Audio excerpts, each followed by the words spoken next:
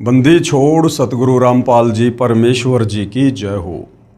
परमपिता परमात्मा सारी सृष्टि के रचनहार कुल मालिक असंख्य ब्रह्मांडों के स्वामी जगत गुरु तीनों लोकों में प्रवेश करके सबका धारण पोषण करने वाले राजाधिराज आत्माधार नाथों के नाथ देवों के देव महादेव सर्वेश्वर महेश्वर मृत्युंजय अजरो अमर आदि अनादि सनातनी प्रभु जगत पिता जगदीश्वर श्री श्री 1008 की उपाधि के वास्तविक अधिकारी अकाल मूर्त सौद स्वरूपी राम वासुदेव सर्वगतम ब्रह्म परम पूज्य प्रथम पूज्य परम संत परम पुरुष परम धनी परम दयालु सत्य कबीर हक्का कबीर अल्लाहु अकबर अल्लाहु कबीर बाखबर अल्लाह ताला जगत के तारणहार जगत के मुक्तिदाता जगत के जगन्नाथ हारे के सहारे हिंदुओं के राम मुसलमानों के अल्लाह सिखों के वाहिगुरु ईसाइयों के मसीह दया के सागर दयानिधि करुणा के सागर करुणानिधि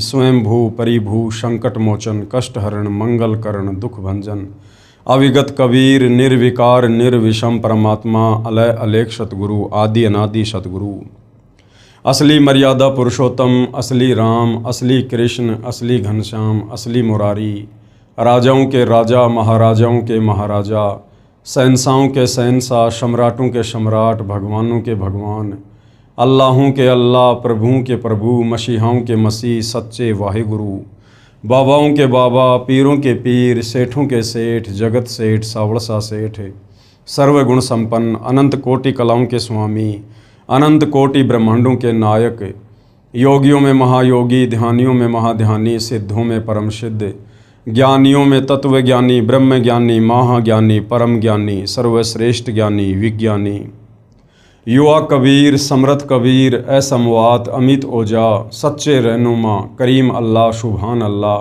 दुनिया के अंतिम पैगंबर 8 सितंबर 1951 से गांव धनाना जिला सोनीपत हरियाणा भारतवर्ष की पावन भूमि पे प्रकट रियल कल की भगवान श्री नारायण साकार हरि श्री बाबा साहेब नूर अनंत परमात्मा सच्चे दरवेश सच्चे बाखबर संत श्रोमणी सतगुरु रामपाल जी परमेश्वर जी के चरण कमल में आप और हम सभी भाई बहनों का अनंत कोटि दंडवत प्रणाम। सत्साई भाई और बहनों, बहुत बड़ी दया बहुत बड़ी मेहर पूज्य गुरुदेव भगवान की परमेश्वर रामपाल जी की, जिनके शुभ आशीर्वाद से विशेष आशीर्वाद से उन्हीं के कर कमल से लिखित पवित्र पुस्तक ज्ञान गंगा के ऊपर वीडियो बनाने की श्रृंखला जारी है। इसी श्रृंखला में आज हमारा ये 11वें नंबर का वीडियो है। अभी तक यदि आपने इस पवित्र पुस्तक ज्ञान गंगा पर बन चुके पहले वाले वीडियो नहीं देखे हैं तो आपने अवश्य देखने चाहिए, क्योंकि किसी भी पुस्तक की भूमिका को पढ़े बिना समझे बिना हम आगे उस पुस्तक के विषय में नहीं जान सकते नहीं समझ सकते। तो भाइयों और बहनों, जो पवित्र पुस्तक ज्ञान गंगा सर्व धर्मों के सर्व पवित्र शास्त्रों से प्रमाणित है, आप और हमें उस पुस्तक को पढ़ने का परमपिता परमेश्वर जी के आशीर्वाद से मौका मिल रहा है और ये मौका हमने चूकना नहीं चाहिए।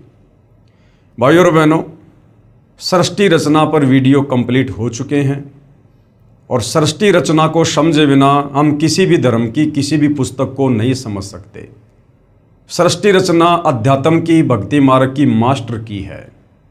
तो सृष्टि रचना पर बन चुके 4 वीडियो आप जियों ने अवश्य देखने चाहिए, ताकि आगे का ज्ञान आपको भली भांति समझ में आ सके। तो भाई और बहनों, आज पूज्य गुरुदेव भगवान के आशीर्वाद से ज्ञान गंगा पर हमारा 11वें नंबर का वीडियो है। प्रत्येक वीडियो में मालिक के आशीर्वाद से हमें बहुत कुछ समझ में आ रहा है। हमारी रुचि भक्ति मार्ग में आगे से आगे बढ़ रही है और जब हम इस पवित्र पुस्तक को पूरा पढ़ लेंगे समझ लेंगे तो निश्चित तौर पर आप जी बगैर नाम दीक्षा के रह नहीं पाएंगे। तो पवित्र पुस्तक ज्ञान गंगा पेज नंबर 76। आज का जो टॉपिक है वो है कौन तथा कैसा है कुल का मालिक।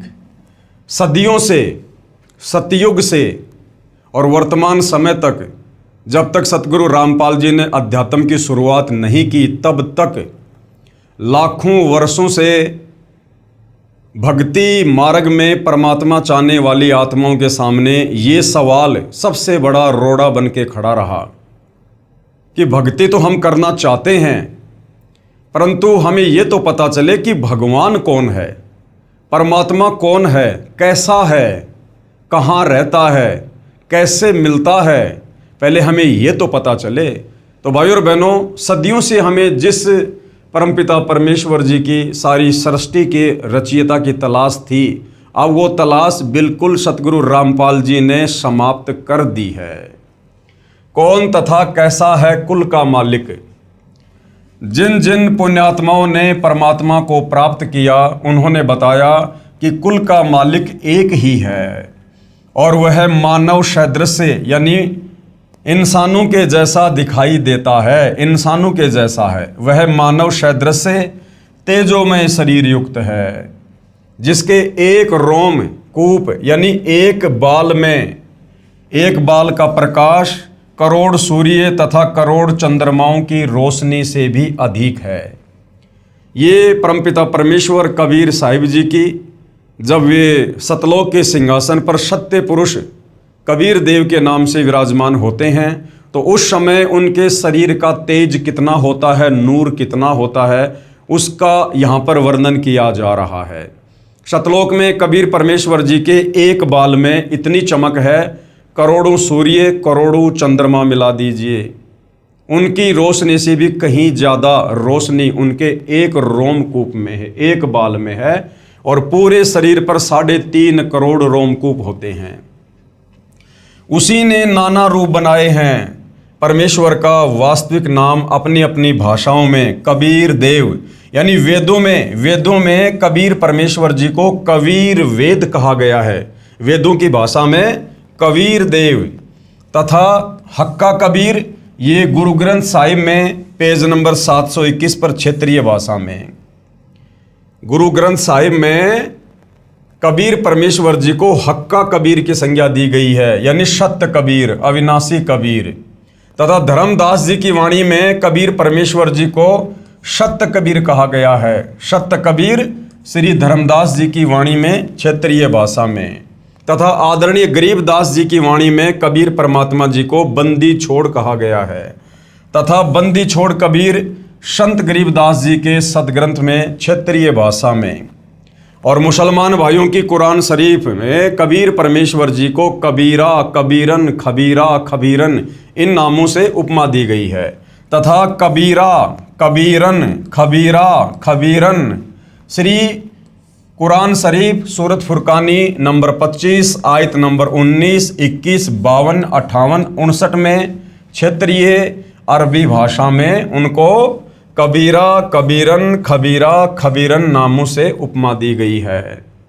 इसी पूर्ण परमात्मा के उपमात्मक नाम अनामी पुरुष, यानी जब ये कबीर परमात्मा अनामी लोक में विराजमान होते हैं तो इनको अनामी पुरुष की संज्ञा दी जाती है। और जब यही कबीर परमात्मा अगम लोक में विराजमान होते हैं तो इनको अगम पुरुष की संज्ञा दी जाती है। और जब ये कबीर परमात्मा अलख लोक में विराजमान होते हैं तो इनको अलग पुरुष की संज्ञा दी जाती है। और जब यही कबीर परमात्मा सतलोक में विराजमान होते हैं तो इनको सत्य पुरुष की उपमा दी जाती है। इसके अलावा अकाल मूर्ति, यानी जिसको कभी काल ना ग्रास करे, जो कभी भी विनाश में नहीं आता, अकाल मूर्ति। शब्द स्वरूपी राम, शब्द स्वरूपी राम का मतलब है जिनका शब्द रूप है। पूर्ण ब्रह्म, यानी सबसे बड़ा भगवान। परम अक्षर ब्रह्म, यानी ब्रह्म से बड़ा, परब्रह्म से बड़ा कौन? परम अक्षर ब्रह्म आदि। जैसे देश के प्रधानमंत्री का वास्तविक शरीर का नाम कुछ और होता है तथा उपमात्मक नाम प्रधानमंत्री जी, प्राइम मिनिस्टर जी अलग होता है। इसी प्रकार सारी सृष्टि के मालिक का, कुल के मालिक का वास्तविक नाम है कबीर देव। बाकी उनकी उपमात्मक पदवियों के अलग अलग नाम हैं जो आप जियों को दिखाए गए हैं। जैसे भारत देश का प्रधानमंत्री जी अपने पास गृह विभाग रख लेता है, जब वह उस विभाग के दस्तावेजों पर हस्ताक्षर करता है तो वहाँ गृह मंत्री की भूमिका करता है। तथा अपना पद भी गृह मंत्री लिखता है, हस्ताक्षर वही होते हैं। इसी प्रकार ईश्वरीय सत्ता को समझना है। जिन संतों व ऋषियों को परमात्मा प्राप्ति नहीं हुई, उन्होंने अपना अंतिम अनुभव बताया है कि प्रभु का केवल प्रकाश देखा जा सकता है। प्रभु दिखाई नहीं देता क्योंकि उसका कोई आकार नहीं है तथा शरीर में धुन सुनना आदि प्रभु भक्ति की उपलब्धि है। यानी भाई और बहनों, जिन आत्माओं को तत्वदर्शी संत की शरण प्राप्त नहीं हुई, जिनको तत्व ज्ञान सुनने को नहीं मिला, जिनको सृष्टि रचना के विषय में बताने वाला कोई पूर्ण संत महात्मा नहीं मिला, उन आत्माओं ने प्रयास तो बहुत किया परमात्मा की प्राप्ति का, लेकिन वो प्राप्त नहीं कर पाए और काल तक की साधना करते रहे। ओम नाम के जाप को कबीर परमेश्वर जी का नाम जाप मानकर, पूर्ण परमात्मा का नाम जाप मानकर जपते रहे, तप करते रहे। और इस काल ने, क्योंकि सृष्टि रचना इसीलिए बतानी अति आवश्यक थी शुरुआत में, ताकि हम आगे का ज्ञान समझ सकें।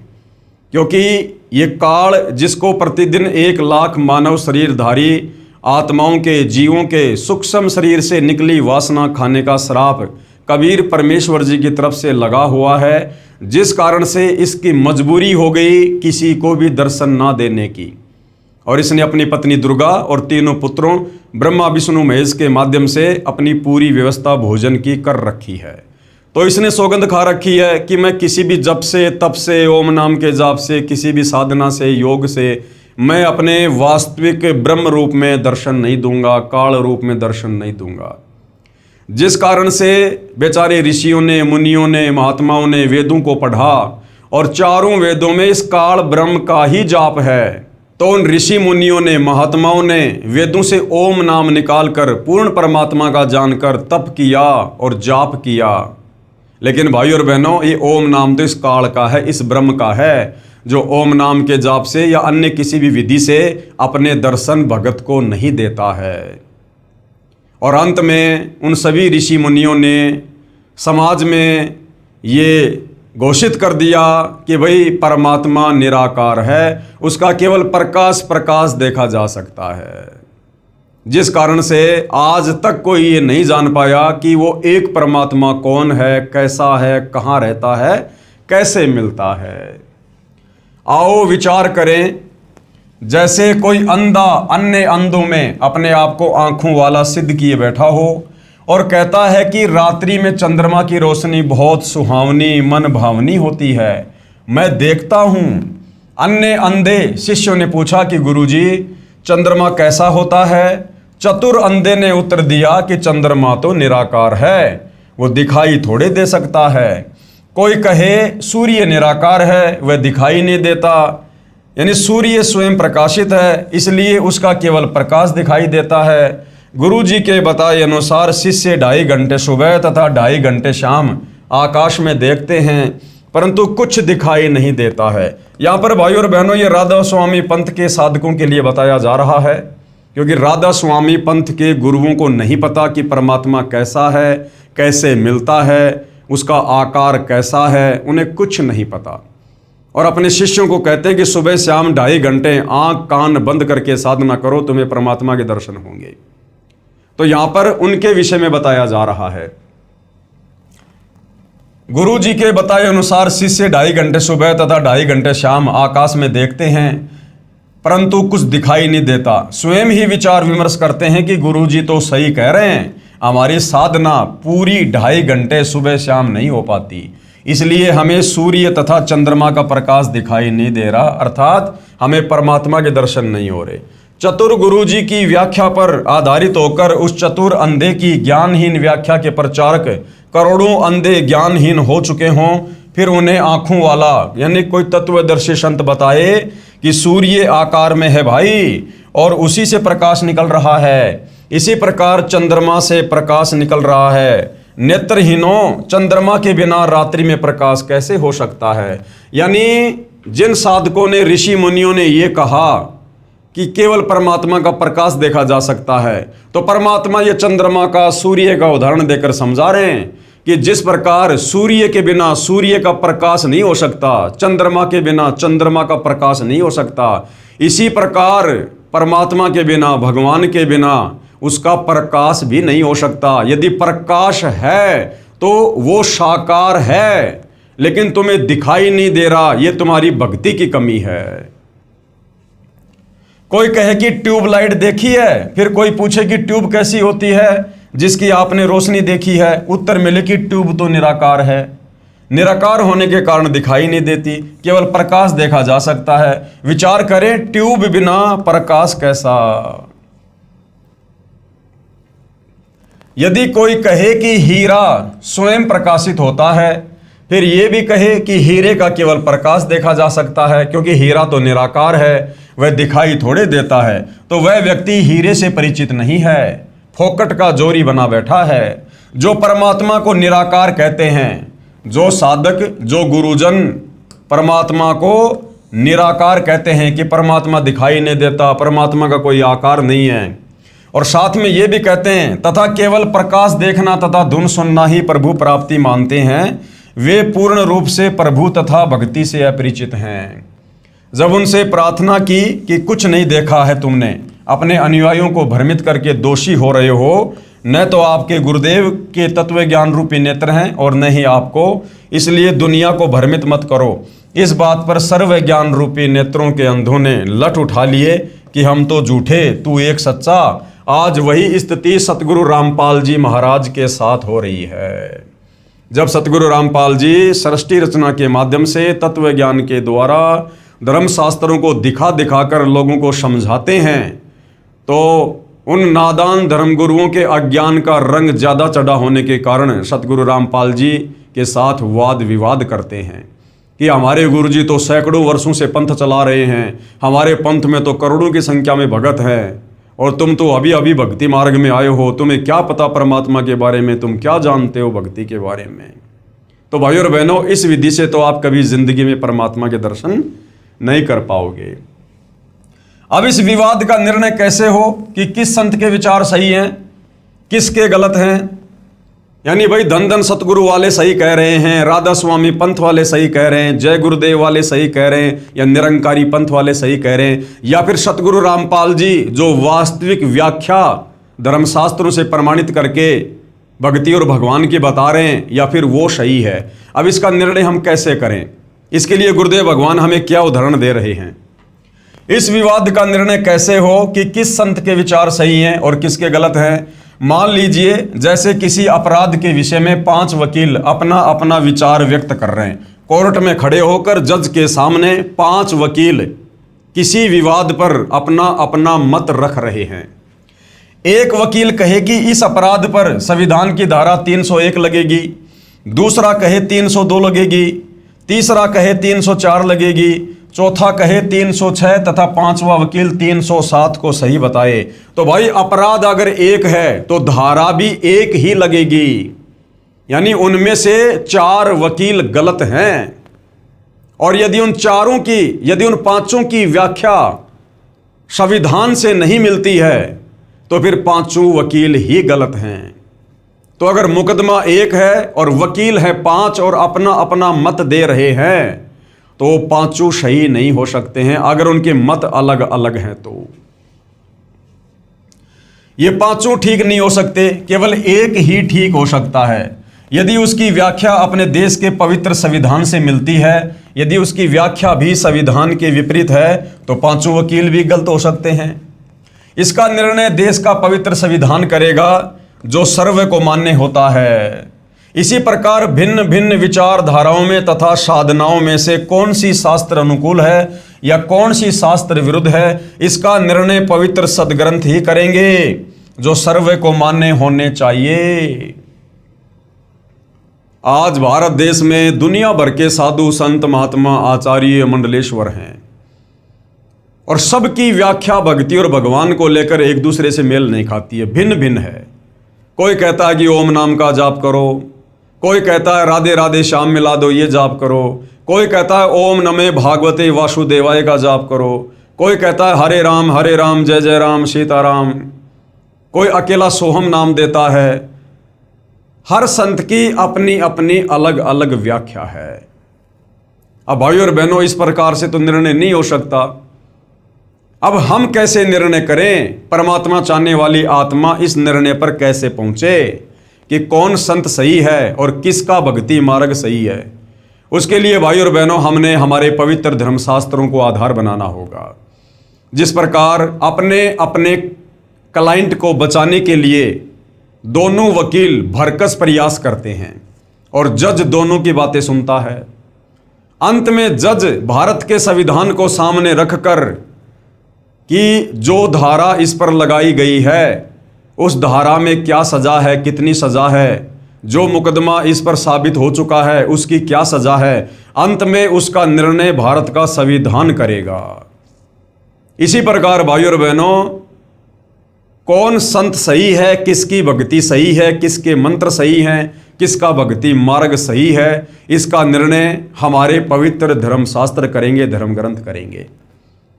और चारों वेद और गीता जी पूरे विश्व के एक नंबर के धर्म ग्रंथ है, अध्यात्म को लेकर, भक्ति को लेकर।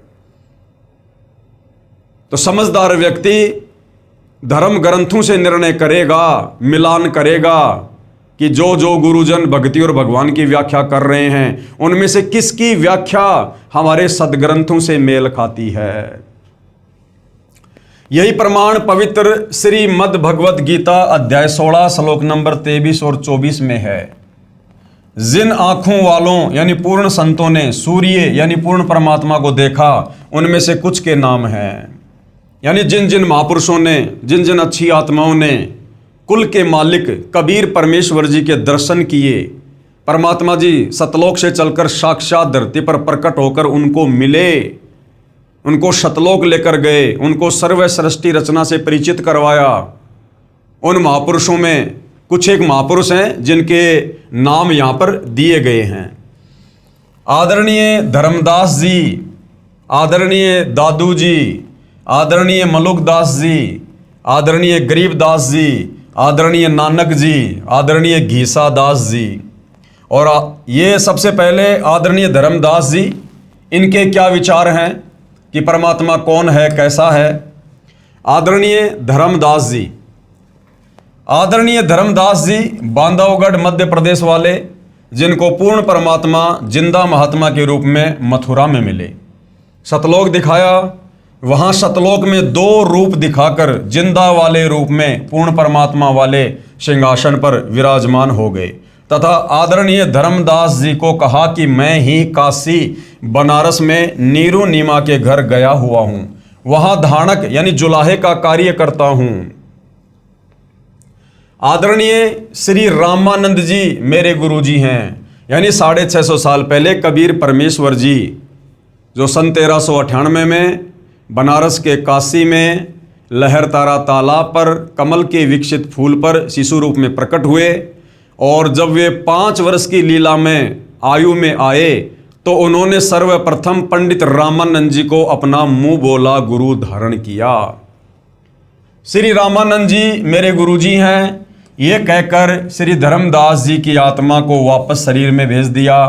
श्री धर्मदास जी का शरीर 2 दिन बेहोश रहा, तीसरे दिन होश आया तो काशी में खोज करने पर पाया कि यही काशी में आया धाणक ही पूर्ण परमात्मा सत्य पुरुष है। कि भाई जो काशी में धाणक जुलाहे का कार्य कर रहे हैं, कबीर जी जो लीला कर रहे हैं, यही वास्तव में कुल का मालिक है, सारी सृष्टि को रचने वाला है, जो यहाँ पर लीला कर रहा है।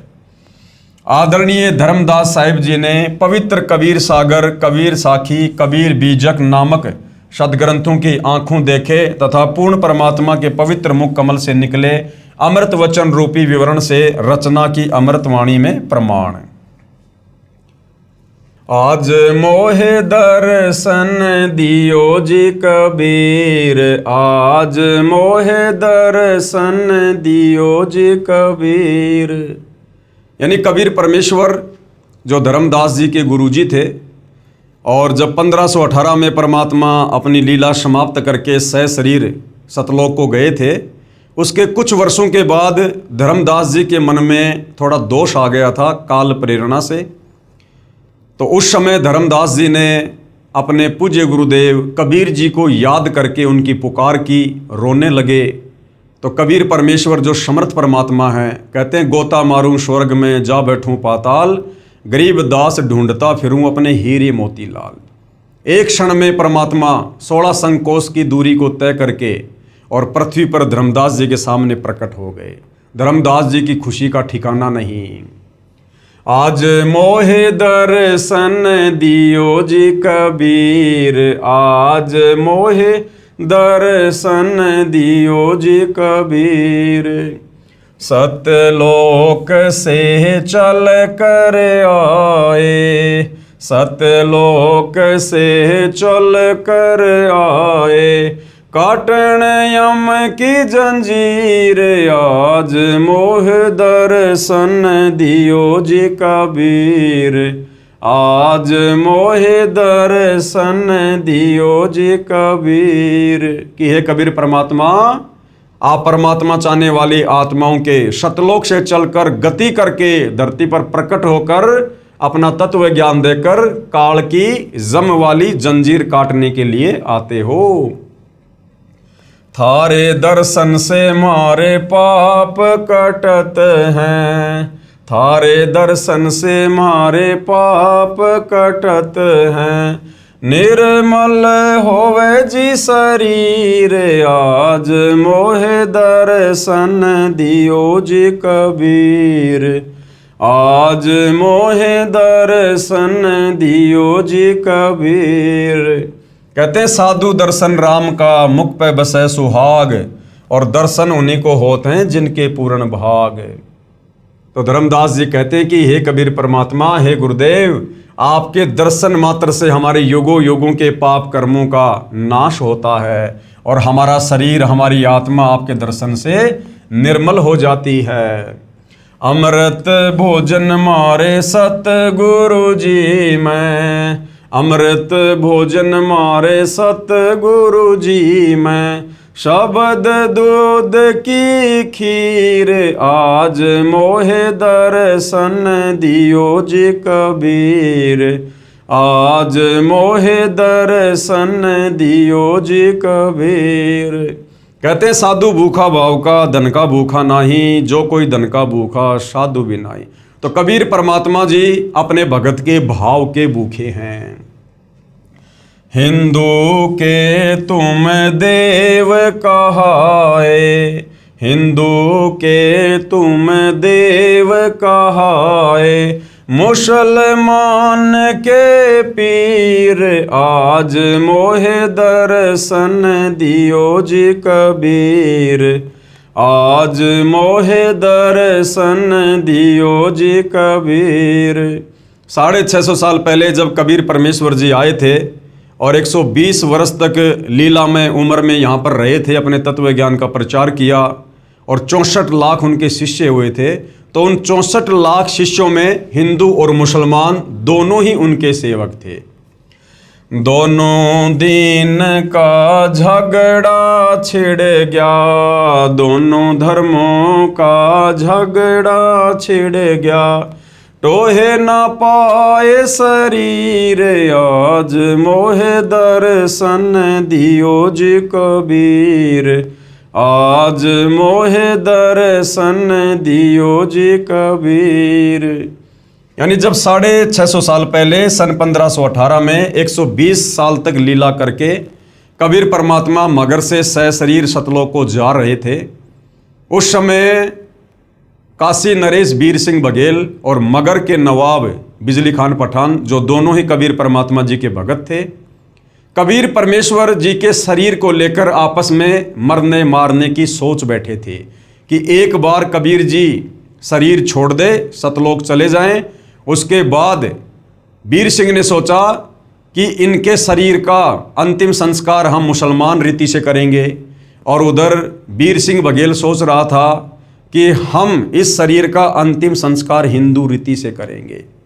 लेकिन कबीर परमात्मा जी अंतर्यामी थे और उस समय भविष्य वक्ताओं ने भविष्यवाणियां कर रखी थी कि ऐसे ऐसे इस समय पर भयंकर हिंदू मुसलमान झगड़ा होगा और करोड़ों लोग कट कट के मरेंगे। अंतर्यामी समर्थ कबीर परमात्मा जी ने ऐसी लीला करी, ऐसा खेल खेला, हिंदू मुसलमान कहाँ आपस में लड़ने झगड़ने की सोच रहे थे और आपस में गले लग लग के सगे भाइयों की तरह रो रहे हैं कि हम नादान गुरुदेव से इतना ज्ञान लेने के बाद और हमारी बुद्धि कहाँ जा रही थी, हम क्या कुछ अनर्थ करने का सोच रहे थे। तो कबीर परमेश्वर जी ने कहा था कि भाई मेरा शरीर तुमको नहीं मिलेगा, लेकिन उनको यकीन नहीं हो रहा था कि शरीर कहाँ जाएगा। तो कबीर परमेश्वर जी ने कहा कि मेरे शरीर की जगह तुम्हें जो भी वस्तु मिले भाई उसको आधा आधा बांट लेना, लड़ना झगड़ना मत। और कबीर परमेश्वर जब सतलोक गए, उसके बाद जब देखा वो चद्दर हटा के जहाँ पर वो लेटे हुए थे, तो शरीर के आकार में वहाँ पर फूल ही फूल थे, फूल ही फूल। और हिंदू मुसलमान दोनों ने आपस में आधे आधे बांट लिए। मुसलमानों ने वहाँ पर अपनी मज़ार वगैरह बना ली और हिंदुओं ने वहाँ पर मंदिर बना लिया। तो ये उस समय का ये वर्णन है कि दोनों धर्मों का झगड़ा छिड़ गया और टोए न पाया शरीर। वहाँ पर कबीर जी का शरीर नहीं मिला, सुगंधित फूल मिले जो दोनों ने आपस में बांट लिए थे। धर्मदास की अर्ज गोसाई, धर्मदास की अर्ज गोसाई, बेड़ा लंगइयो पर लेती रे आज, मोहे दर्शन दियो जी कबीर, आज मोहे दर्शन दियो जी कबीर। अंत में धर्मदास जी कह रहे हैं कि हे कबीर परमात्मा, हे मेरे मालिक, मुझ धर्मदास का बेड़ा पार लगा दियो, यानी काललोक से अपने दास को सतलोक में बैठा दियो। तो कहने का मतलब है वो कुल का मालिक कबीर परमात्मा है, वो सहशरीर है, मनुष्य दृश्य रूप में है। और आदरणीय धर्मदास जी को सतलोक से चलकर और मथुरा में मिले थे, उनको तत्व ज्ञान समझाया था, अपना शिष्य बनाया था। फिर धर्मदास जी को कबीर परमात्मा सतलोक लेकर गए, उनको सर्व व्यवस्था से, सृष्टि रचना से, सर्व ब्रह्मांडों से परिचित करवाया था। उसके बाद धर्मदास जी ने कबीर परमेश्वर की बहुत सारी महिमा की। उसके बाद भाइयों और बहनों, आदरणीय दादू जी अमृतवाणी में प्रमाण, कबीर परमेश्वर के साक्षी, जिस प्रकार आदरणीय धर्मदास जी को कबीर परमात्मा जिंदा बाबा के रूप में मथुरा में मिले थे सतलोक से चलकर, उसी प्रकार आदरणीय दादू जी को भी कबीर परमात्मा सतलोक से चलकर गति करके धरती पर प्रकट होकर जिंदा बाबा के रूप में मिले थे। और उसके बाद आदरणीय दादू जी की आत्मा को धर्मदास जी की तरह सतलोक लेकर गए, सर्व व्यवस्था से, सर्व ब्रह्मांडों से सतलोक से परिचित करवाया। और फिर दादू जी ने किस प्रकार अटूट महिमा अपने गुरुदेव कबीर परमेश्वर जी की अपनी वाणियों के माध्यम से की। आदरणीय दादू जी जब 7 वर्ष के बालक थे तब पूर्ण परमात्मा यानी कबीर परमेश्वर जिंदा महात्मा के रूप में मिले तथा सतलोक ले गए। 3 दिन तक दादू जी बेहोश रहे। होश में आने के पश्चात परमेश्वर की महिमा की, आंखों देखी बहुत सी अमृतवाणी उच्चारण की। जिन मोकू निज नाम दिया सोए सतगुरु हमारे, दादू दूसरा कोई नहीं कबीर सिरजनहार। दादू जी कह रहे हैं जिस महापुरुष ने मुझे नाम दीक्षा दी, कहते हैं वही मेरा सतगुरु है। और दादू जी कह रहे हैं कि और कोई नहीं, वो खुद कबीर परमात्मा ही हैं जिन्होंने सारी सृष्टि को रचा है। जिन मोकू निज नाम दिया सोए सतगुरु हमारे, दादू दूसरा कोई नहीं कबीर सिरजनहार। दादू नाम कबीर की जय कोई लेवे ओट, उनको कबूला गए नहीं काल बजर की चोट। दादू जी कबीर परमेश्वर जी की महिमा से परिचित होने के बाद अपने अमृतवाणी में कह रहे हैं कि यदि कोई कबीर परमेश्वर जी का नाम ले लेता है, उनकी शरण में आ जाता है, जब वे तत्वदर्शी संत के रूप में आते हैं, जय कोई लेवे ओट, ओट यानी उनसे नाम दीक्षा लेकर जब कोई उनकी शरण में आ जाता है, कहते हैं उसके बाद उनको कबूल लागे नहीं काल बजर की चोट। इस काल का षड्यंत्र, इस काल का जाल, इस काल की चोट उस भगत के ऊपर फिर नहीं लगती है, इस काल की पार नहीं बसाती है। दादू नाम कबीर का सुनकर कापे काल, नाम भरोसे जो नर चले होवे नबा का बाल। दादू जी कह रहे हैं जब कोई एक बार तत्वदर्शी संत रूप में आए हुए कबीर परमेश्वर जी का नाम ले लेता है तो कहते हैं फिर वो काल भी कांपता है उस भगत से, क्योंकि उसके पास कबीर जी का नाम होता है। जैसे वर्तमान में सतगुरु रामपाल जी की शरण में आने के बाद यदि कोई मर्यादा में रहकर भक्ति करता है तो काल उस भगत के निकट नहीं आ सकता। नाम भरोसे जो नर चले, जो भगत मर्यादा में रहकर नाम का सुमरण करता है, कहते हैं फिर उसका होए न बाका बाड़, काल उसका फिर कुछ नहीं बिगाड़ सकता। जो जो शरण कबीर के तर गए अनंत अपार, दादू गुण के ता कहे कहत न आवे पार। दादू जी कह रहे हैं मैं उस कबीर परमेश्वर की क्या महिमा करूं, उनकी शरण में आने के बाद तो अनंत आत्माएं काल के जाल से निकलकर सतलोक चली गई। कबीर करता आप है दूजा ना कोई, दादू पूर्ण जगत को भक्ति दृढ़ावे सोए। दादू जी कह रहे कि कबीर परमात्मा के अलावा कोई करता यानी कोई भगवान नहीं है, कोई करतार नहीं है। और पूरे संसार को, पूरे जगत को यदि कोई सत भक्ति देता है तो कबीर परमात्मा ही देता है। ठेका पूरा होवे जब सब कोई तजे शरीर, दादू काल गंजे नहीं जपे जो नाम कबीर। क्या कह रहे हैं दादू जी कि ठेका पूरा होवे जब, यानी जब ये शरीर छूटने का समय आ जाता है तो कहते हैं हर किसी को ये चोला छोड़ना पड़ता है, लेकिन जिसके पास में कबीर परमात्मा जी का नाम होता है, जो तत्वदर्शी संत की शरण में होता है, कहते हैं फिर उसको काल हाथ नहीं लगाता। दादू काल गंजे नहीं जपे जो नाम कबीर। आदमी की आयु घटे तब यम घेरे आए, सुमरण किया कबीर का दादू लिया बचाए। कहते जब इंसान की सांसें पूरी हो जाती हैं, शरीर छूटने का समय आ जाता है और यम के दूत उसे चारों ओर से घेर लेते हैं, लेकिन यदि किसी के पास में कबीर परमेश्वर जी का नाम है, मंत्र है, तो कहते हैं फिर उसके एक सुमरण से वो काल के दूत दूर दूर जाकर गिरते हैं, दूर दूर जाकर उस भगत के निकट भी नहीं आ सकते। कबीर परमात्मा शब्द रूप में उस भगत के साथ में रहता है और अपने भगत को परमात्मा यमदूतों से बचाता है। मेट दिया अपराध सब आए मिले छन माहे, दादू संग ले चले कबीर चरण की छां।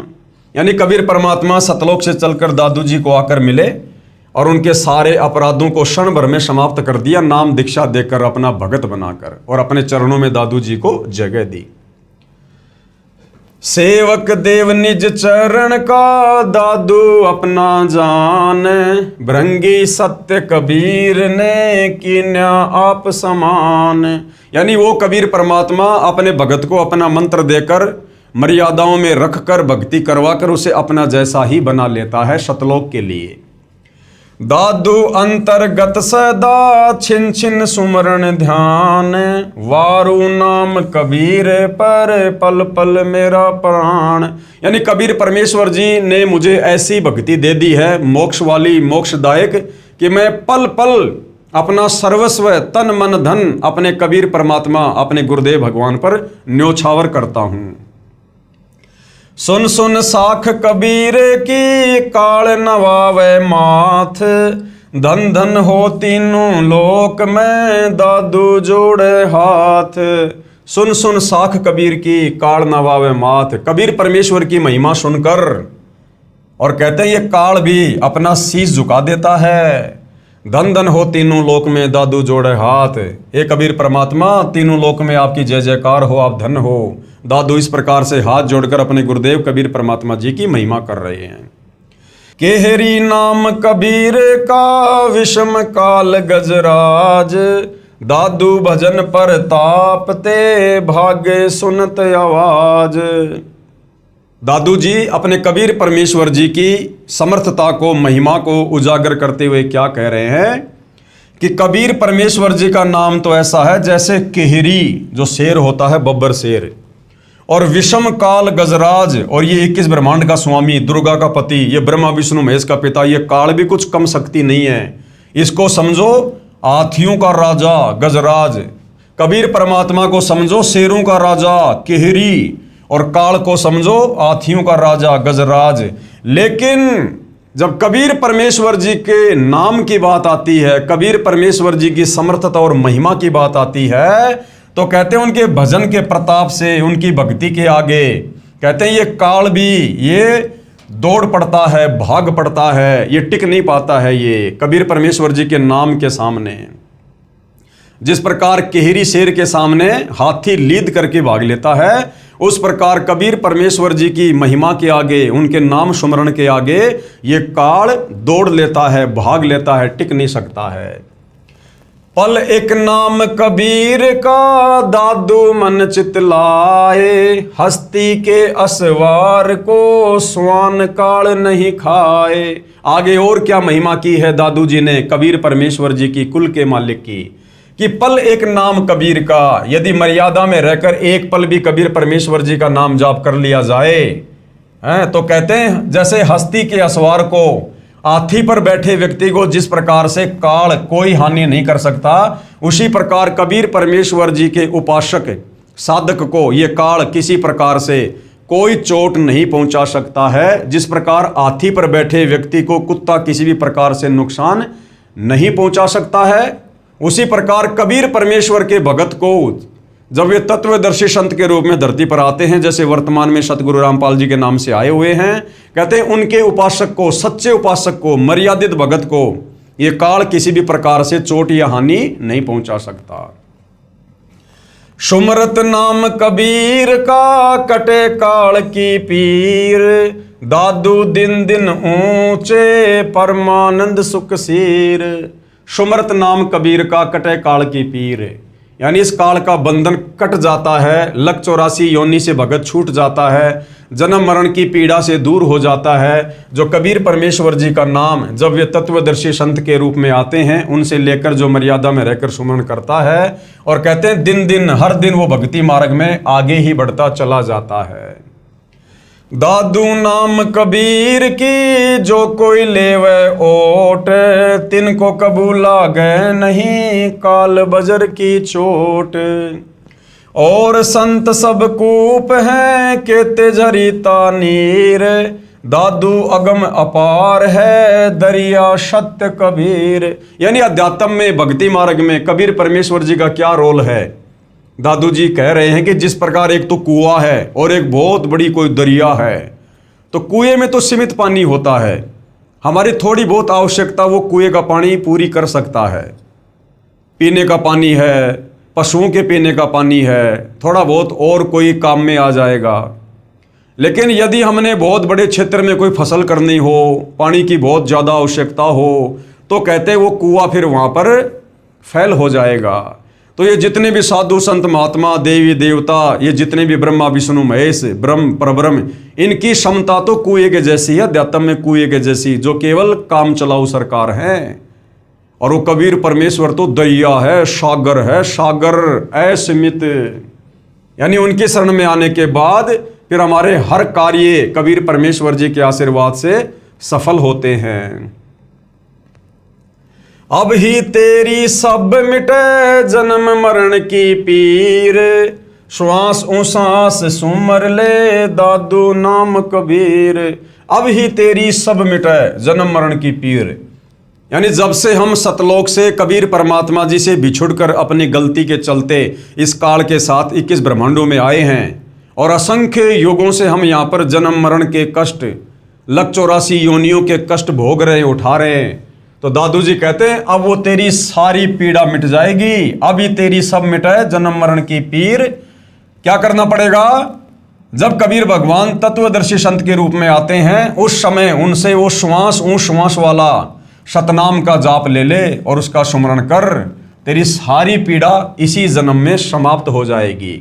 तो भाई वर्तमान में इस पूरी धरती पर एकमात्र तत्वदर्शी संत सतगुरु रामपाल जी हैं, और वो श्वास का नाम केवल सतगुरु रामपाल जी के पास है, और इन्हीं से उपदेश लेने से वो नाम अपना कार्य करेगा, भगत की जन्म मरण की पीड़ को काटेगा।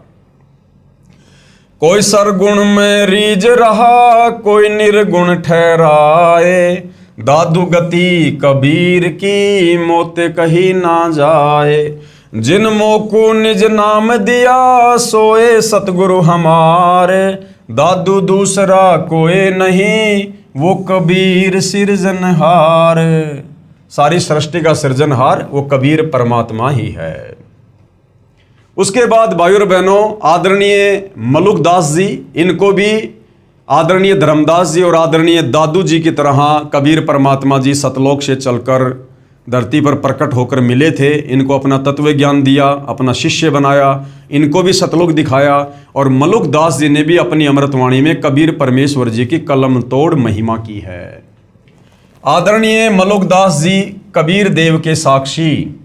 42 वर्ष की उम्र में श्री मलुकदास साहिब जी को पूर्ण परमात्मा मिले तथा 2 दिन तक श्री मलुकदास जी अचेत रहे, यानी उनको सतलोक लेकर गए थे परमात्मा, नीचे उनका शरीर अचेत था। फिर निमन वाणी उच्चारण की। जपो रे मन साहेब नाम कबीर, जपो रे मन साहेब नाम कबीर। क्या कह रहे हैं मलुकदास जी कि हे भाई, हे मेरे मन, अगर काल के 21 ब्रह्मांडों से मुक्ति चाहिए, जन्म मरण से छुटकारा चाहिए, गधा कुत्ता शुअर बनकर उन महाकष्टों से छुटकारा चाहिए, तो कहते हैं कबीर परमेश्वर जी का नाम जाप कर ले। जब वे तत्वदर्शी संत के रूप में आते हैं, उनसे दीक्षा लेकर अपनी आत्मा का कल्याण करवा ले।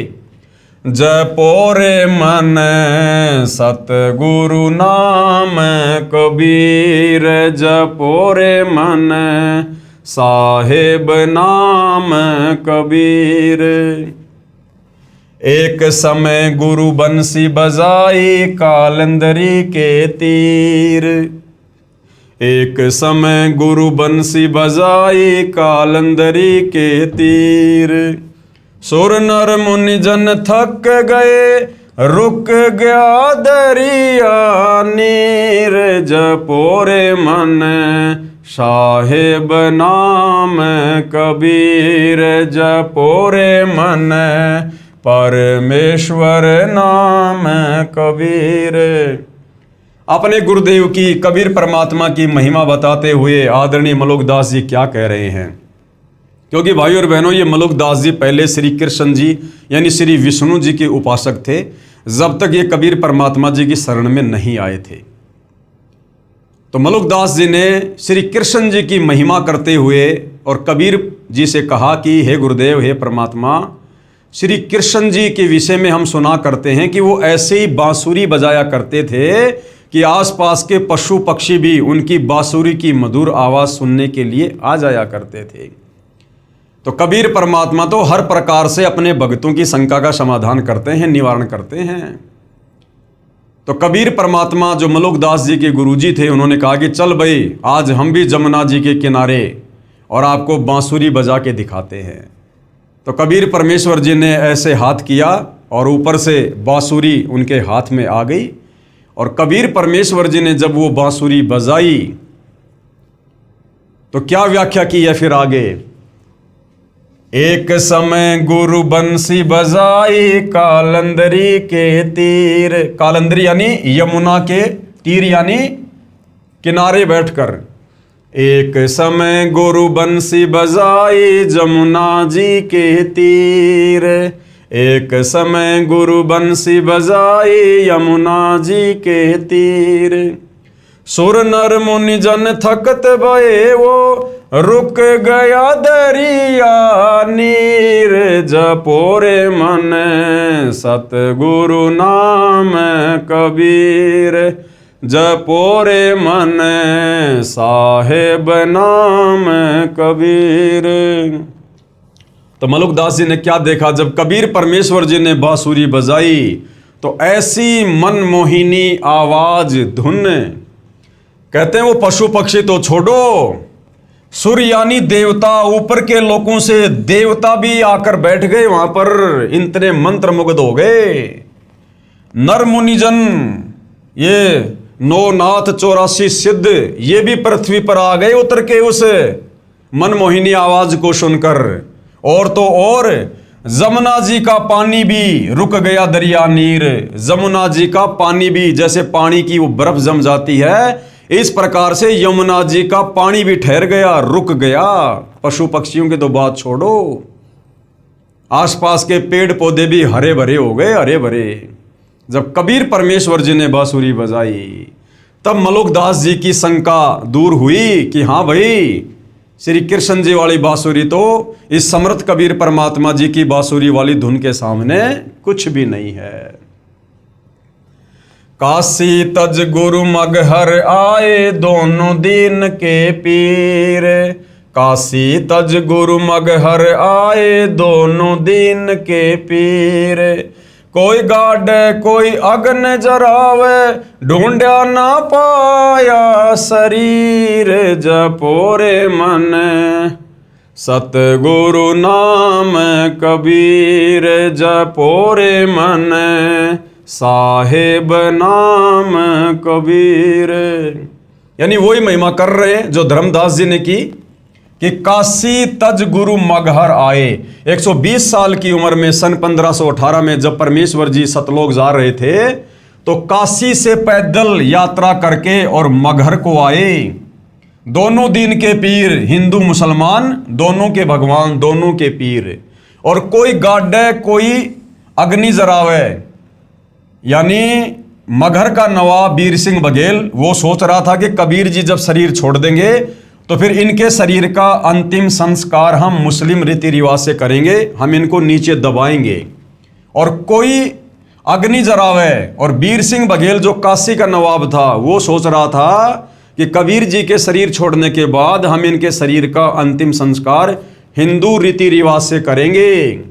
तो कहते हैं परमात्मा ने ऐसा खेल खेला, ढूंढा ना पाया शरीर, उनका शरीर ही नहीं मिला। शरीर के आकार में सुगंधित फूल मिले जो दोनों ने आपस में बांट लिया। चार दाग से सतगुरु न्यारा, अजरो अमर शरीर। चार दाग से सतगुरु न्यारा, अजरो अमर शरीर। दास मलूक सलूक कहते हैं, खोजो कसम कबीर। जपोरे मन साहेब नाम कबीर। जपोरे मन परमेश्वर नाम कबीर। मलुकदास जी ने क्या महिमा गाई अपने गुरुदेव की कि चार दाग से सतगुरु न्यारा। वो कबीर परमात्मा चार दाग में नहीं आता। जिस प्रकार से संसार के प्राणी चार प्रकार से दाग को प्राप्त होते हैं हम अंतिम संस्कार के बाद, कोई जमीन में गाड़ता है, कोई अग्नि में जराता है, कोई पानी में बहा देता है, कोई ऊंचे स्थान पर डाल देता है, तो कहते हैं वो कबीर परमात्मा इस प्रकार से मृत्यु को प्राप्त नहीं होता। उनका तो अजरो अमर शरीर है, वो तो सह शरीर आते सह शरीर जाते हैं। और दास मलूक सलूक कहते हैं, यानी मलुकदास जी कह रहे हैं मैं अपने होशो हवास में कह रहा हूं, खोजो खशम कबीर। उस कबीर परमेश्वर की खोज कर लो।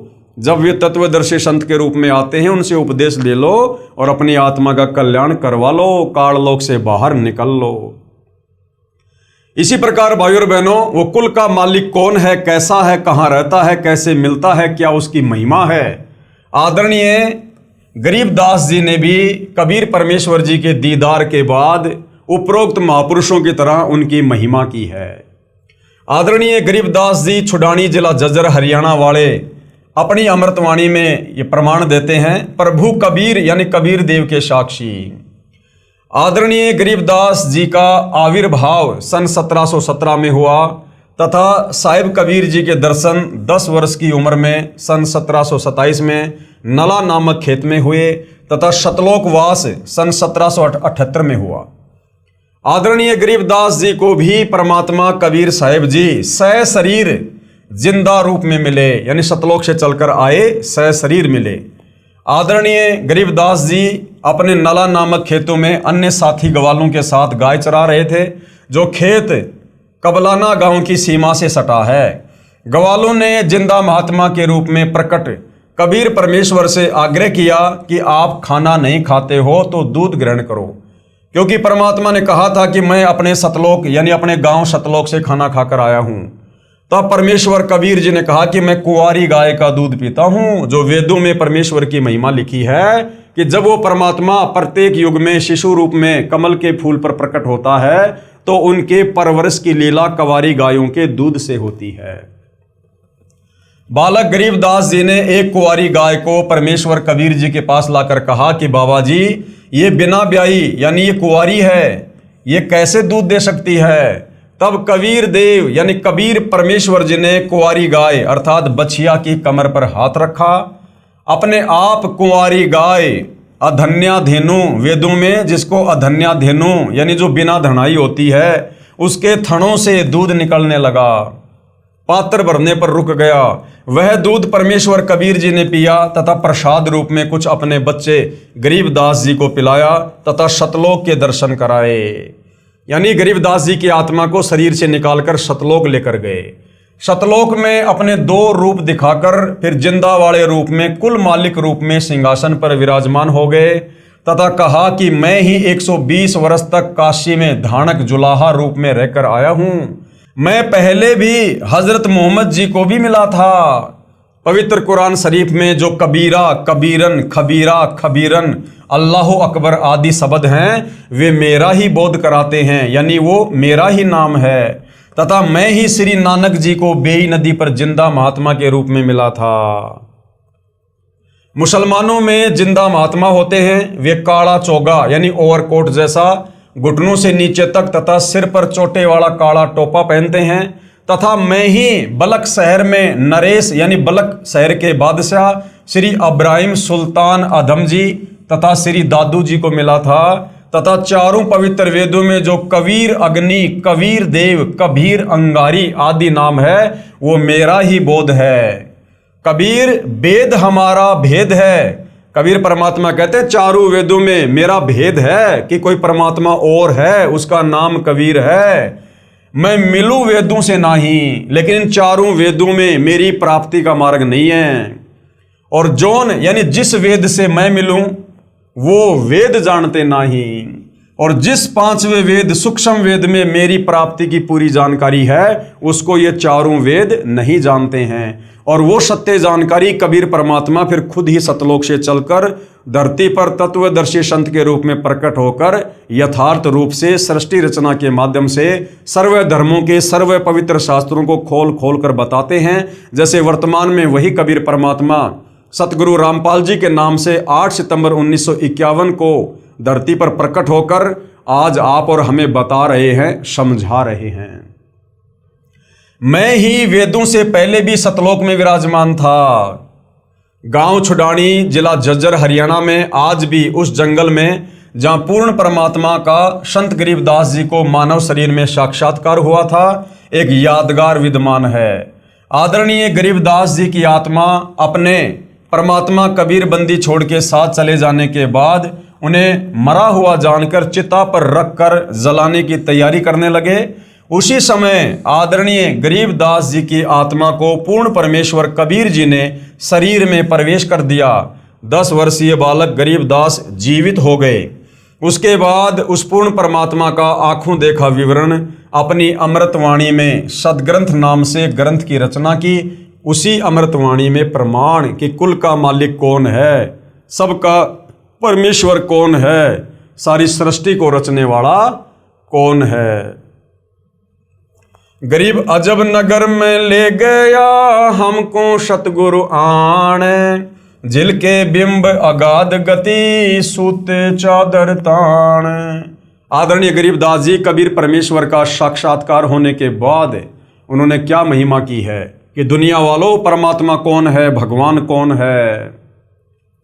अजब नगर में ले गया यानी मेरे शरीर से मेरी आत्मा को निकालकर वो कबीर परमात्मा अजब नगर यानी सतलोक में ले गया। हमको सतगुरु आण यानी सतलोक से चलकर सतगुरु आए और मेरी आत्मा को शरीर से निकालकर वापस सतलोक ले गए। और जिलके बिंब अगाध गति यानी मैं सतलोक की क्या महिमा कहूँ, वहाँ तो झिलमिल झिलमिल है, वहाँ का तो नज़ारा ही अलग है।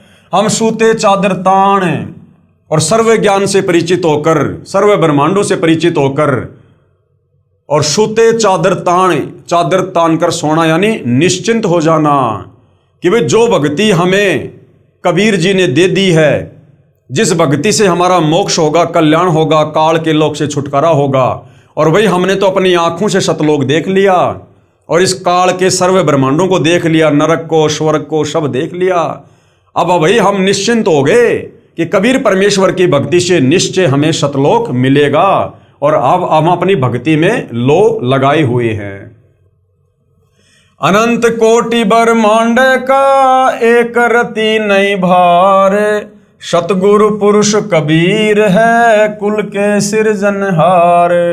आगे कबीर परमेश्वर जी की महिमा करते हुए आदरणीय गरीबदास जी क्या कह रहे हैं कि अनंत कोटि ब्रह्मांड है, अनंत करोड़ ब्रह्मांड है कबीर परमेश्वर जी के अंतर्गत, जिन्होंने सारी सृष्टि को रचा है।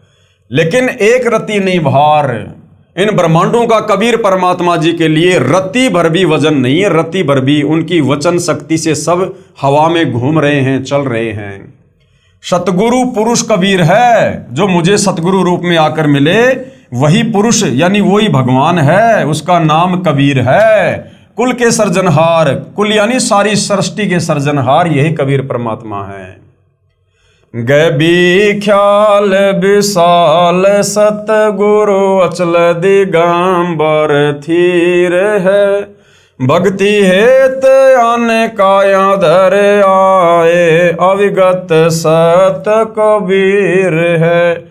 कि वो कबीर परमात्मा जिनकी क्या महिमा कहूँ, जो सतलोक में हैं, विराजमान हैं, वहाँ रहते हैं, अजरो अमर शरीर है। कहते हैं वो आप और हमें भक्ति देने के लिए अपनी तेज पुंज वाली देह को हल्का करके और यहाँ पर हमें भक्ति प्रदान करने के लिए आते हैं। भक्ति हेत काया धर आए, अविगत सत्य कबीर। हरदम खोज हनोज हाजिर, त्रिवेणी के तीर है, दास गरीब तबीब सतगुरु बंदी छोड़ कबीर हैं। यानी आत्मा का एकमात्र वैद्य, आत्मा का एकमात्र डॉक्टर ये बंदी छोड़ कबीर परमात्मा जी हैं, जो काल के बंधनों से छुड़वाएंगे, जन्म मरण के रोग से छुड़वाएंगे। हम सुल्तानी नानक तारे दादू को उपदेश दिया, जात जुलाहा भेद न पाया, काशी माहे कबीर हुआ। गरीब सब पदवी के मूल हैं, सकल सिद्धि हैं तीर, दास गरीब सतपुरुष भजो, अविगत कला कबीर। यानी कबीर परमेश्वर जी के बराबर सिद्धि युक्त इस सृष्टि में अन्य कोई नहीं है और एकमात्र उन्हीं की भक्ति करनी चाहिए। जिंदा जोगी जगत गुरु, मालिक मुर्शद पीर, दहु दिन झगड़ा मंडा, पाया नहीं शरीर। यानी वो ही मगर वाली बात, जब कबीर परमात्मा सह शरीर सतलोक को जा रहे थे तो दोनों दिन यानी दोनों धर्म हिंदू मुसलमानों में आपस में झगड़ा होने वाला था, लेकिन ऐसी लीला की परमात्मा ने, पाया नहीं शरीर, उनका शरीर नहीं मिला, शरीर के आकार के सुगंधित फूल मिले जो दोनों ने आपस में बांट लिए। गरीब जिसको कहते कबीर जुलाहा, सब गति पूर्ण अगम अगाहा। जिसको कबीर जुलाहा कहकर लोगों ने रिजेक्ट कर दिया था, वो तो सर्वगति पूर्ण है, वो तो अविगत परमात्मा है, सर्व का सर्जनहार है, उनकी महिमा तो अगम अगाध है। उपरोक्त वाणी में आदरणीय गरीबदास साहिब जी महाराज ने स्पष्ट कर दिया कि काशी वाले धानक यानी जुलाहे ने मुझे भी नामदान देकर पार किया। यही काशी वाला धानक ही सत्य पुरुष यानी पूर्ण ब्रह्म है, कबीर परमात्मा है। परमेश्वर कबीर ही सतलोक से जिंदा महात्मा के रूप में आकर मुझे अजब नगर यानी अद्भुत नगर सतलोक में लेकर गए, जहां पर आनंद ही आनंद है, कोई चिंता नहीं, जन्म मृत्यु नहीं, अन्य प्राणियों के शरीर में कष्ट आदि का शोक नहीं, क्योंकि वहां पर 84 लाख योनियां नहीं। इसी काशी में धानक रूप में आए सत्य पुरुष ने यानी कबीर जी ने भिन्न भिन्न समय में प्रकट होकर आदरणीय श्री अब्राहिम सुल्तान अधम तथा आदरणीय दादू जी व आदरणीय नानक जी को भी सतनाम देकर पार किया। वही कबीर देव जिसके एक रोमकूप में यानी एक बाल में करोड़ों सूर्य जैसा प्रकाश है तथा मानव सदृश शरीर है, अति तेजोमय अपने वास्तविक शरीर के ऊपर हल्के तेजपुंज का चोला यानी भद्रा वस्त्रा अर्थात तेजपुंज का शरीर डालकर हमें मृतलोक मनुष्य लोक में पृथ्वी लोक में आकर मिलते हैं, क्योंकि उस परमेश्वर के वास्तविक स्वरूप के प्रकाश को चरम दृष्टि सहन नहीं कर सकती। उस परमेश्वर के वास्तविक तेज को, नूर को, जिनके एक बाल में करोड़ों सूर्य जितना प्रकाश है, हमारी ये चरम दृष्टि, ये आंखें सहन नहीं कर सकती। भाई और बहनों, गर्मी के समय में, दोपहर के समय में ये जो सूर्य होता है, हम इसकी तरफ भी 5 सेकंड लगातार बड़ी मुश्किल से देख पाते हैं। और जिस परमेश्वर के एक बाल में इसके जैसे करोड़ों सूर्यों से भी ज़्यादा रोशनी है और प्रकाश है, भला वो परमात्मा अगर अपने वास्तविक तेजोमय रूप में धरती पर आ भी जाए तो भी हम उनको नहीं देख पाएंगे। यहाँ पर भाई और बहनों, हम अपनी इस चरम दृष्टि से यहाँ जो भूत प्रेत वगैरह सूक्ष्म रूप में घूमते रहते हैं, हम उनको नहीं देख पाते। उस कबीर परमेश्वर को हम कैसे देख पाएंगे? तो कबीर परमेश्वर स्वयं ही अपने दर्शन करवाता है, अपने तेजोमय रूप के ऊपर हल्का तेजपुंज का रूप धारण करके तत्वदर्शी संत के रूप में हमें यहाँ पर आकर दर्शन देते हैं, ज्ञान देते हैं। जैसे वर्तमान में सतगुरु रामपाल जी के रूप में उनके नाम से यहाँ पर विद्यमान है। आदरणीय गरीबदास जी ने अपनी अमृतवाणी में कहा है, सर्व कला सतगुरु साहिब की हरि आए हरियाणे नू। भावार्थ है कि पूर्ण परमात्मा कबीर हरि यानी कबीर देव जिस क्षेत्र में आए उसका नाम हरियाणा अर्थात परमात्मा के आने वाला पवित्र स्थल, जिसके कारण आसपास के क्षेत्र को हरियाणा यानी हरियाणा कहने लगे। सन 1966 को पंजाब राज्य के विभाजन होने पर इस क्षेत्र का नाम हरियाणा पड़ा।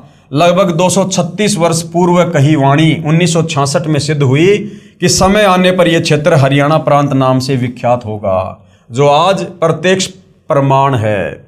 यानी गरीबदास जी ने आज से 236 साल पहले अपनी अमृतवाणी में कहा था कि उत्तर दक्षिण पूर्व पश्चिम क्यों फिरदा दाने दाने नू, और सर्व कला सतगुरु साहिब की हरि आए हरियाणे नू, कि मुझे कबीर परमात्मा हरियाणा में आके मिले, गांव छुडानी में आके मिले।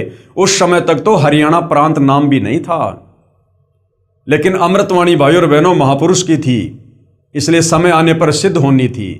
सन 1966 में पंजाब से अलग होकर हरियाणा प्रांत अलग बना, और वो वाणी 236 साल बाद फिर सत्य साबित हुई, जो आज प्रत्यक्ष प्रमाण है।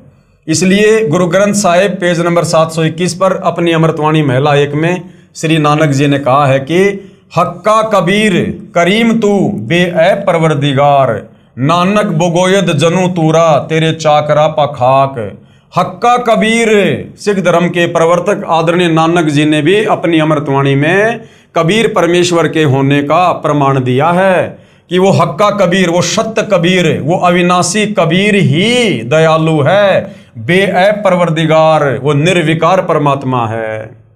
इसी का प्रमाण गुरु ग्रंथ साहिब के राग सीरी महिला 1 पेज नंबर 24 पर शब्द नंबर 29 में है।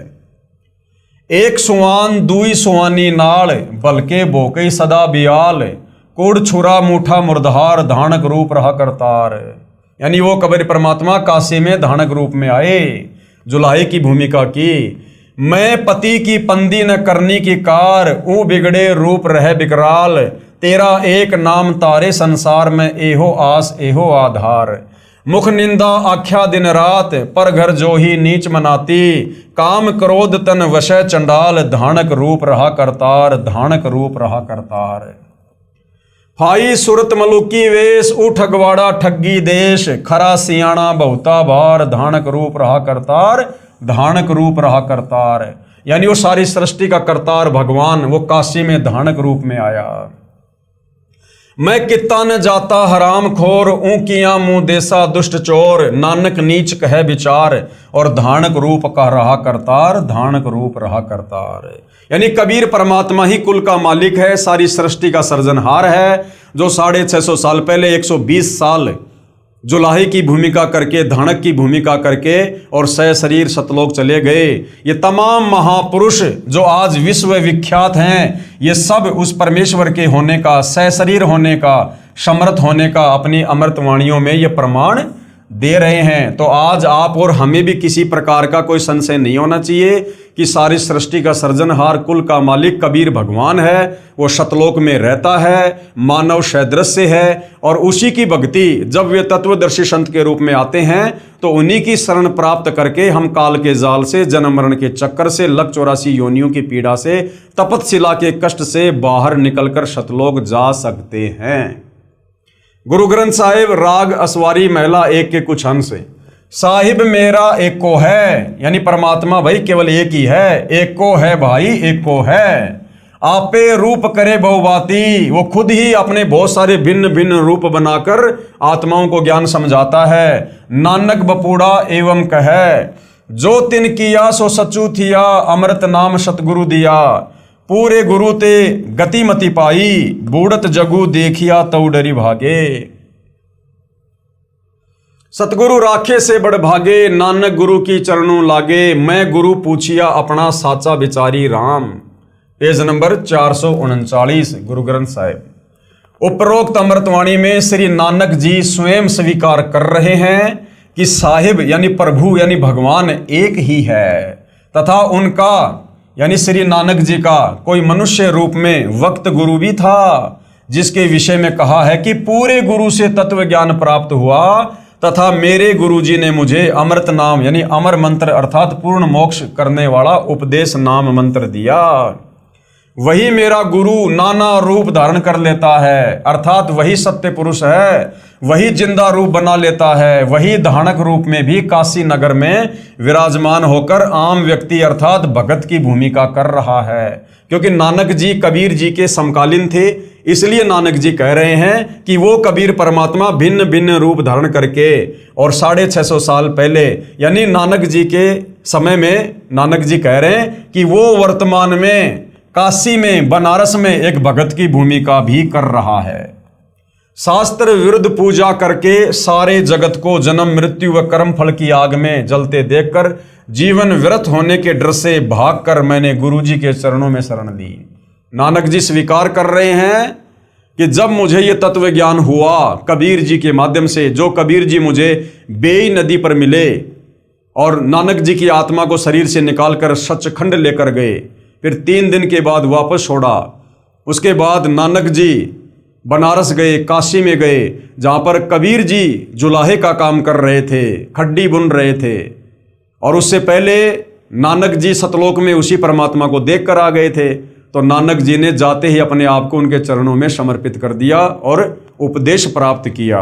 तो नानक जी कह रहे हैं कि मैंने भी इस काल के भयंकर जाल को देखकर और काशी में जाकर मैंने गुरु जी के चरणों में शरण ली। बलिहारी गुरु आपने दिवहाड़ी सदवार, जिन मानस ते देवता किया करत न लागी वार। आपने आप साजियो आपने रचियो नाऊं, दुई कुदरती साजिए करी आसनू, डिठो ताऊं चाऊं। दाता करता आप तू, तुसी देवई करही पछाऊ। तू जानोई समझे दे ले सही, जिंद कवाऊ करी आसनू, डिठो चाऊं। भावार्थ है कि पूर्ण परमात्मा जिंदा का रूप बनाकर बेई नदी पर आए, अर्थात जिंदा कहलाए, तथा स्वयं ही 2 दुनिया, ऊपर शतलोक आदि तथा नीचे ब्रह्म व परब्रह्म के लोक को रचकर ऊपर शतलोक में आकार में आसन पर बैठकर चाव के साथ अपने द्वारा रचित दुनिया को देख रहे हैं। तथा आप ही स्वयंभू अर्थात माता के गर्भ से जन्म नहीं लेते, स्वयं प्रकट होते हैं। कौन? कबीर परमात्मा। यही प्रमाण पवित्र यजुर्वेद अध्याय 40 मंत्र 8 में है कि कबीर मनीषी स्वयंभू परिभू व्यवधाता। भावार्थ है कि कबीर परमात्मा सर्वज्ञ है, सब कुछ जानता है। मनीषी का अर्थ सर्वज्ञ होता है तथा अपने आप प्रकट होता है, स्वयंभू है, परिभू है। वही परिभू यानी सनातन अर्थात सर्वप्रथम वाला प्रभु है। वह सर्व ब्रह्मांडों का व्यवधाता यानी भिन्न भिन्न अर्थात सर्व लोकों का रचनहार है। एहूं जीव बहुते जन्म भरमिया, ता सतगुरु शब्द सुनाइया। क्या कह रहे हैं नानक जी? कि नानक जी कह रहे हैं कि मेरा ये जीव बहुत समय से जन्म तथा मृत्यु के चक्कर में भ्रम रहा। अब पूर्ण सतगुरु ने यानी कबीर जी ने वास्तविक नाम प्रदान किया यानी सतनाम का जाप दिया। श्री नानक जी के पूर्व जन्म यानी नानक जी के पहले और कौन कौन से मनुष्य जन्म हो चुके थे। सतयुग में राजा अमरीश और त्रेता युग में राजा जनक हुए और फिर नानक जी हुए तथा अन्य योनियों के जन्मों की तो गिनती ही नहीं। लग 84 में कितनी बार गए वो तो गिनती नहीं, क्योंकि नानक जी भी वही आत्मा है जो शतलोक से इस काल के चक्कर में आप और हमारे साथ में यहां पर आई थी।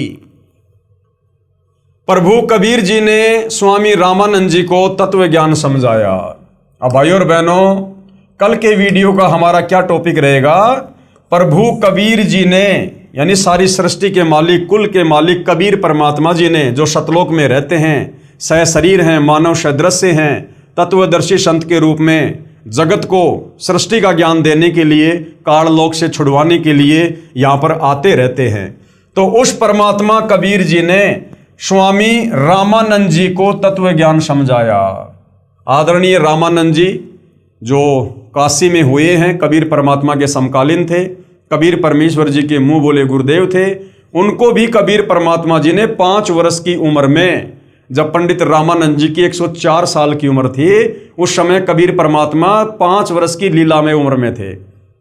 और पंडित रामानंद जी जो चारों वेदों के, 18 पुराणों के, गीता जी के प्रकांड ज्ञाता थे, उनको कबीर परमेश्वर जी ने अपने तत्व ज्ञान के आगे नतमस्तक कर दिया। और पंडित रामानंद जी ने कबीर जी से उपदेश प्राप्त किया, लेकिन जगत की दृष्टि में पंडित रामानंद जी कबीर जी के गुरु बने रहे। तो ये क्या कबीर परमात्मा जी की लीला थी। और फिर पंडित रामानंद जी ने भी अपने गुरु, अपने गुरुदेव कबीर जी की कलम तोड़ महिमा की है। और आदरणीय गरीबदास जी ने उसको अपनी अमृतवाणी में लिपिबद्ध किया है। इसके विषय में भाइयों और बहनों हम कल के लाइव वीडियो में समझेंगे, क्योंकि ये पवित्र पुस्तक ज्ञान गंगा है। हम धीरे धीरे इसमें आगे बढ़ेंगे, धीरे धीरे हम इसको समझेंगे। और जो कबीर परमेश्वर सतगुरु रामपाल जी हमें समझाना चाहते हैं अध्यात्म के विषय में, हम उसको जानेंगे, समझेंगे और सतगुरुदेव भगवान से उपदेश प्राप्त करके अपनी आत्मा का कल्याण जो है करवाएंगे। तो भाइयों और बहनों, इतने सारे महापुरुष जिनको कबीर परमात्मा, कबीर देव सतलोक से चलकर गति करके क्षण भर में इस पृथ्वी पर प्रकट होकर जो इन महापुरुषों को मिले, इनको ज्ञान समझाया, इनको सतलोक का दर्शन करवाया, ताकि आज आप और हम आत्माओं को इनके द्वारा लिखे इन ग्रंथों को पढ़कर, इनकी अमृतवाणियों को पढ़कर हमें विश्वास हो कि वास्तव में वो कुल का मालिक, सारी सृष्टि का सृजनहार कौन है। और जब इन महात्माओं को मिला, इनको ज्ञान दिया, आज वही ज्ञान, वही शास्त्र प्रमाणित ज्ञान सतगुरु रामपाल जी दे रहे हैं। वही मंत्र जो कबीर परमेश्वर जी ने इन महापुरुषों को दिया और इनकी आत्मा का कल्याण हुआ, वही मंत्र, वही ज्ञान, वही समाधान, वही भक्ति मार्ग आज सतगुरु रामपाल जी हमें दे रहे हैं। और एकमात्र पूरी पृथ्वी पर वही मंत्र, वही ज्ञान, वही समाधान, वही भक्ति मार्ग सतगुरु रामपाल जी के ही पास है। दूसरा कोई विकल्प, कोई तरीका इस काल के 21 ब्रह्मांड से बाहर निकलने का नहीं है। तो भाइयों और बहनों, यदि ये अमृत ज्ञान समझ में आ रहा है तो आप जी अविलंब सतगुरु रामपाल जी से उपदेश प्राप्त करें और अपनी आत्मा का कल्याण करवाएं। तो आज के वीडियो में भाइयों और बहनों केवल इतना ही। कल परमेश्वर जी के आशीर्वाद से हम फिर सेवा में हाजिर होंगे। तब तक गुरुदेव भगवान हम सबको आज्ञा दे, आशीर्वाद दे, सद्बुद्धि दे, मार्गदर्शन करे। बंदी छोड़ सतगुरु रामपाल जी परमेश्वर जी की जय हो।